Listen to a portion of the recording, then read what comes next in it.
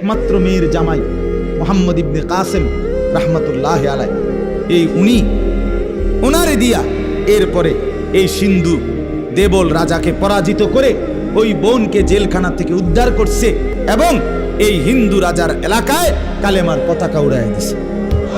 এই মুহাম্মদ বিন কাসেম 17 বৎসরের যুবক, আরব জাহান থেকে আসছে ভারতে, সিন্ধু প্রদেশে দেবল রাজার এলাকায় একজন বোনকে একজন ডাকাত জলদস্যু, একজন পানির ডাকাত জলদস্যু তৎকালীন জামানায় একজন মুসলিম বোনের গায়ের ওড়না ধরে টান দিছিল। তখন ওই বোন চিঠি পাঠাইছিল হাজ্জাজ ইবনে ইউসুফের কাছে আরব দেশে, হাজ্জাজ তুমি বেঁচে থাকতে তোমার মুসলিম বোনের গায়ের ওড়না ধরে টান দিছে বেঈমান কাফের, তুমি এর বদলা নিবা কিনা আমি শুনতে চাই। হাজ্জাজ ইবনে ইউসুফ আমরা কিতাবে পড়ছি এরকম চেয়ার ছেড়ে লাফ দিয়া দাঁড়াইয়া চিৎকার দিয়া বলছে, বোন আমার, গোটা আরবের সমস্ত মুসলমান যুবক প্রয়োজনে জান দিবে, আরবের সমস্ত যুবকের কলিজা যাবে, জান দেবে, শাহাদাত বরণ করবে প্রয়োজনে, তবু আমি তোমার এই বেইজ্জতির বদলা নেব।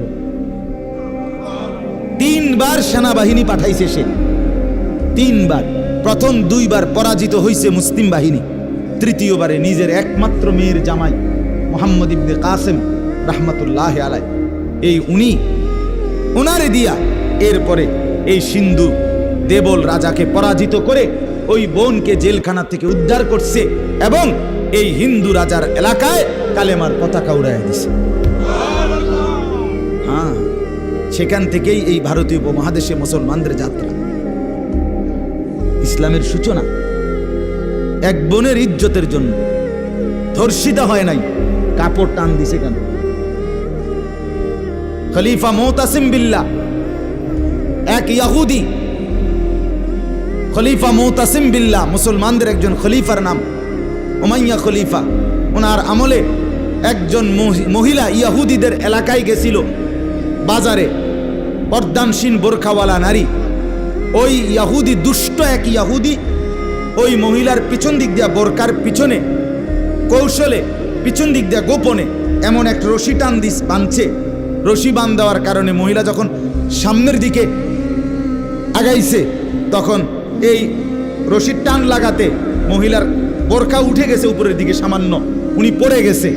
এই মহিলা ওই বাজারে চিৎকার দিয়া বলছে, ওয়া মুতাসিমা, হায় মুতাসিম তুমি কই? তোমার মুসলিম বোনকে বেইজ্জতি করছে। সাথে সাথে খলিফা মুতাসিম বিল্লাহ পুরা বাহিনী নিয়ে আইসা ওই ইহুদি অঞ্চল পুরা জ্বালায় ফেলছে। কথা ছিল এই, বা কথা ছিল এই, রক্ত আর আমাদের গায়রত আর আমাদের হারিয়ে ফেলেছি। পরের মেয়ে দেখতে দেখতে, পরের নারী দেখতে দেখতে, টেলিভিশন দেখতে দেখতে নিজের বিবি বাচ্চারও লাগাই দিছেন। নিজের ঘরে টেলিভিশন চাইতো, নিজেও বইয়া বইয়া চা দোয়ানে বেড়ি চান, টেলিভিশন চান, ফুতেও সারা রাত সারা দিন সমবয়সী ফুলানের লগে হাইটটা মোবাইলে ছবি চায়। তো সমাজ গড়বে কে? পরিবার নিরাপদ থাকবে কেমনি? কথা বলেন না কেন? বুড়ারাও চা দোয়ানে, বেড়ি তো ঘরের টেলিভিশনে, ফোলা ফাইনে মোবাইলের আড্ডায়, তো মানুষ চরিত্রবান হবে কিভাবে? কমপক্ষে মুরব্বিগত লজ্জাবোধ থাকা উচিত। আমার যে মাথাতে ধরে না, মানে দাড়িওয়ালা 60 বছরের বুড়া বেড়া কেমনে বেড়িয়ে চায় চা দোয়ানে বই? আমার একারে বহুদিন ভাই, আমি এটা অনেকদিন চিন্তা করে চাইছি, এটার কারণটা কি? আরে এরকম বুড়া বেড়া কিনলেকে বেড়িয়ে চাই? আমনের কি জীবনটা আজ এতটা বছর পরেও এখনো আমনের আখেরাতের কথা মনে পড়ে নাই? আরে কি ডাকাই তো আমনে মরতেন না? আয় হায় আল্লাহ, একটা সমাজের মধ্যে কিছু মানুষ তো থাকা উচিত। আরে বলেন না, 2, 4, 10, 50 জন মানুষ তো একটা সমাজে থাকা উচিত, যারা সবাইকে চরিত্রের কথা, আখলাকের কথা, নামাজের কথা, আল্লাহর কথা, পরকালের কথা বলবে। এটা কি উচিত না? কথা বলেন, উচিত না? কিছু মানুষ উচিত। কই মানুষগুলো কই? বলেন না চাচা, ওই মানুষগুলো কই? চেয়ারম্যান ভাই বলেন, কই মানুষগুলো? আচ্ছা চেয়ারম্যান আপনি কোন ভাই, আমি তো এতক্ষণ খেয়াল করি নাই। আরিফ ভাই আমাদেরও খুব কলিজার টুকরা, মহব্বতের আমার। তো আপনি বলেন, একজন চেয়ারম্যানকে বলতে বলেন মাইক দিয়ে, এখন এক সপ্তাহ এক মাসে এই নারী গঠিত কেলেঙ্কারির কি পরিমাণ বিচার তারা করত। আমি অসংখ্য চেয়ারম্যানের সাথে কথা বলছি, প্রায় বলে হুজুর সমাজটা খাইয়া লাইছে। এই যে বলতেছে এটাই বেশি চরিত্রহীনতার সয়লাভ। আহারে নারী, বেচারা স্বামী 16 বছর বিদেশ করছে, হায় রে কলজা ফাটা তার কষ্ট। কি পরিমাণ রোদ্রে টাকা রোজগার করছে, কয়টা টাকা।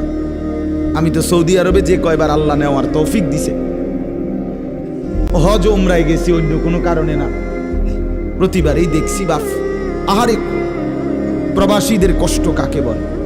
প্রখর রোদ। এই শুধু তর্জমাটা শোনেন, 5 মিনিটে শেষ হয়ে যাবে তর্জমা। আল্লাহ তাআলা বলেন কুল্লিল মুমিনিনা, হে নবী আপনি মুমিন পুরুষদেরকে বলেন। তাহলে পুরুষ বলতে কি বুঝাইছি বুঝছেন তো এটা নাকি? যেদিন থেকে সাবালক, আর মহিলা যেদিন থেকে তার মাসিক শুরু হয় প্রথম, সেদিন থেকে নারী।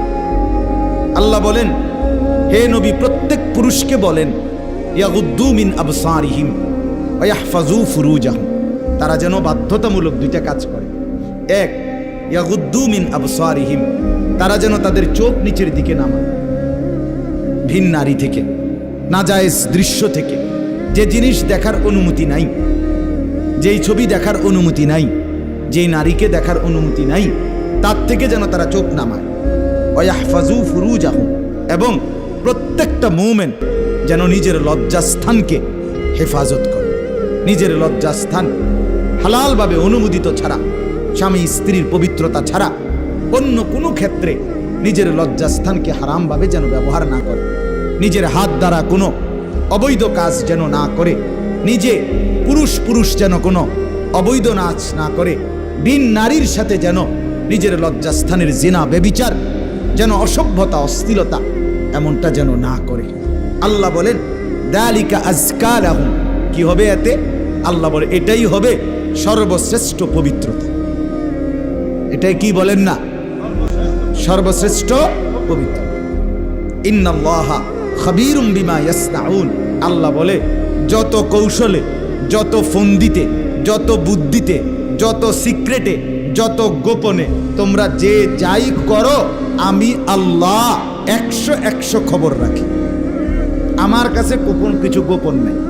অন্তরের হালাত, বাহিরের হালাত, কক্সবাজারের দৃশ্য আর বাড়ির দৃশ্য, রাত গভীরের দৃশ্য, দিনের আলোর দৃশ্য, গোপন জায়গায়, হোটেলে, রেস্তোরাঁয়, অথবা পার্কে, বিনোদন কেন্দ্রে, অথবা মোটরসাইকেলে আরেক বেটার মেয়ে আরেক দিকে নিলাগা, যাই নাও, যেখানেই নাও, যত গোপন জায়গায়, মা দেখে নাই, বাবা দেখে নাই, গ্রামবাসী শুনে নাই, কেউ জানে নাই, কিন্তু আল্লাহ বলে বান্দা আমার খবর আছে,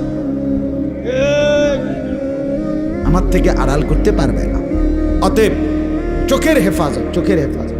বুড়া মানুষ আপনাদেরকে মৃত্যু পর্যন্ত, 90 বছরের বুড়া, আমার বুড়ো হয়ে গেছি, বয়স হয়ে গেছে না, মানুষের শরীর আড্ডি মাড্ডি বয়স হয়। শাহওয়াত, শাহওয়াত যেটাকে বলে, কামনা বাসনা, এটা কখনোই বুড়ো হয় না,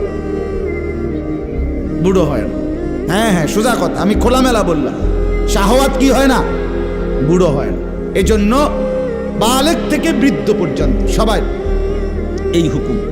2 নাম্বার আল্লাহ বলেন 31 নম্বর আয়াত, অকুল্লিল মুমিনাতি ইয়াগুদুদনা মিন আবসারিহিন্না ওয়া ইয়াহফাজনা ফুরুজাহুন্না, হে নবী আলাদাভাবে আপনি মুমিন মহিলাদেরকেও বলেন, নারীদেরকেও বলেন, তারাও যেন এই 2টা কাজ করে। কি?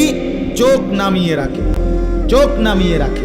কোনো নারী যেন রাস্তার পুরুষ, ভিন পুরুষ যাদেরকে দেখার অনুমতি নাই, এই যে দেবর, এই যে ভাসুর, চাচাতো ভাই, মামাতো ভাই, ফুফাতো ভাই, খালাতো ভাই, দুলা ভাই, এরকম মানুষগুলো যাদেরকে দেখার অনুমতি নাই, রাস্তার পুরুষ যাদেরকে দেখার চোখ ফেলার অনুমতি নাই, তাদের থেকে যেন চোখ নামিয়ে রাখে। ওয়া ইয়াহফাজনা ফুরুজাহুন্না, আল্লাহ বলে প্রত্যেক নারীকে বলেন হে নবী তারাও যেন তাদের লজ্জাস্থানের হেফাজত করে। এক নারীর সতীত্ব, তার ইজ্জত, তার সম্ভ্রম, এটাই তার জীবনের সবচেয়ে বড় সম্পদ। যে নারী সতীত্ব হারা, যে মেয়ে ইজ্জত হারা, তার জীবনে আর 2 পয়সার কোনো মূল্য নাই। জন্তু জানোয়ারের কোনো মূল্য থাকতে পারে, কিন্তু এই বেহায়া, বেশরম, লজ্জা হারা, ইজ্জত হারা, যেটা যদি কেউ ধর্ষিতা হয় নাই কিন্তু পর পুরুষের সাথে অবৈধ সম্পর্ক করে, হারাম প্রেম করে, ভিন পুরুষের সাথে নিজের ইজ্জত নষ্ট করেছে, নিজের চরিত্র নষ্ট করেছে, খোদার কসম তার 2 পয়সার কোনো মূল্য এই সমাজে, দুনিয়াতে, আখেরাতে কোথাও না। সে ঘৃণিত, সে লাঞ্ছিতা নারী, এটার আর কোনো মূল্য নেই। এই জন্য বিবাহ বহির্ভূত প্রেম করার পরে, বিবাহ করার পর এই বিবাহ আর টেকে না। আমার কাছে বলি, হুজুর কি গভীর সম্পর্ক ছিল, এখন বিয়ে করলাম, 8 মাস না যাইতেই সংসারটা জাহান্নামের টুকরা হয়ে গেছে। আমি বললাম মূল কারণ হইল বিয়ার আগে আমনো হেবুডির কোনো দোষ ধরেন নাই, হেবুডিও আমনের কোনো দোষ ধরেন নাই, শুধুই কেবল ভালোই বাসছেন, কিচ্ছু আর কোনো ত্রুটি দেখেন নাই। তুমি না খুব ভালো, ও না এত ভালো, এটি তো ছিল আগে, যে সময় আপনি বালা বালা খাওয়াইছেন, চটপুটি, নুডলস, তারপরে বিভিন্ন বার্গার, এই সময় তো আরামে কথা কইছে। এখন যখন বিবাহ হয়ে গেছে, সংসার শুরু হয়েছে, এখন নুনের মধ্যেও দোষ, চিনির মধ্যেও দোষ।